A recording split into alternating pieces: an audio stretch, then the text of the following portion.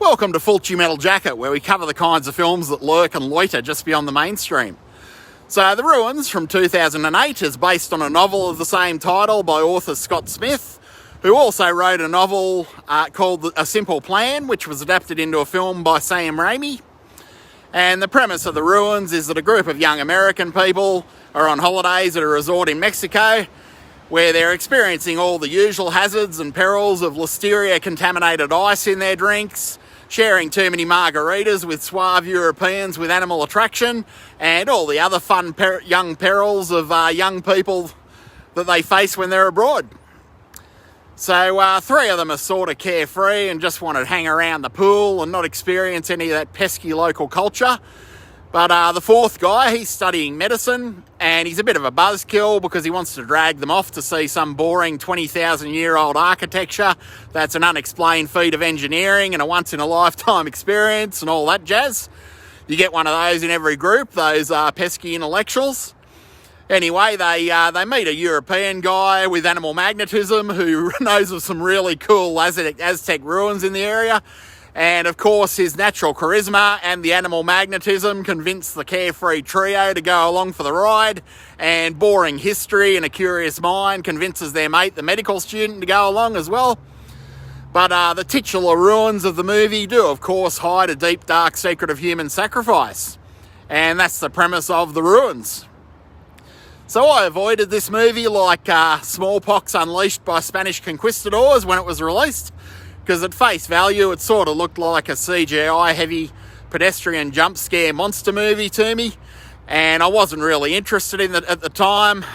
Theatres were flooded with that sort of thing, but surprisingly, after seeing it the other day, The Ruins is quite well executed, and the premise is fairly novel actually, if you'll pardon the book pun.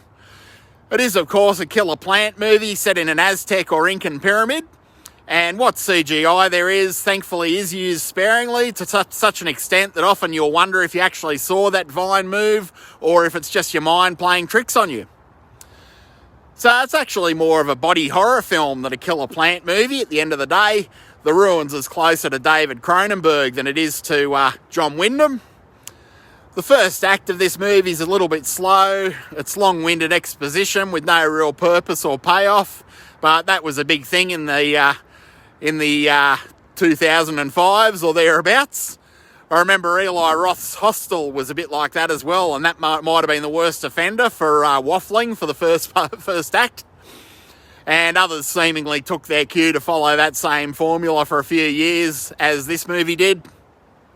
Especially if the premise of the film wasn't quite feature length, which is sort of the case here, because it does feel like The Ruins would make a better short story at times.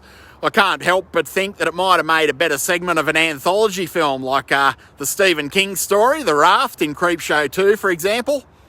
But overall, it's a fairly satisfying result, all in all, and it's held up a hell of a lot better than most horror entries of the time. And it is really worth a revisit or a visit if you haven't seen it before. Many of the body horror elements are genuinely unnerving, as is the behaviour of the locals, which is very creepy as well. And there's a fair bit of social commentary about tourists and ignorance of the places and the local populace where they're visiting and so on and so forth, which is interesting. And I reckon The Ruins would make a good double bill with David Cronenberg's Videodrome, just to give you a bit of a double dose of primal body horror, followed up with the excessive 80s body horror, David Cronenberg style. And if you're after something nice to enjoy along with this one, I reckon a chimichanga and an ice-cold margarita or a mojito might be just what the doctor ordered, or the medical student in this film. Just make sure you're done eating during the boring first act before the second act starts up, because it is quite squeamish at times. So that's The Ruins from 2008. I'll link to the trailer in the description and any other little Easter eggs as always. And thanks for joining me here on Fulci Metal Jacket. If you're still here at this point and you're enjoying the content and you'd like to experience more, please like, share, comment and subscribe.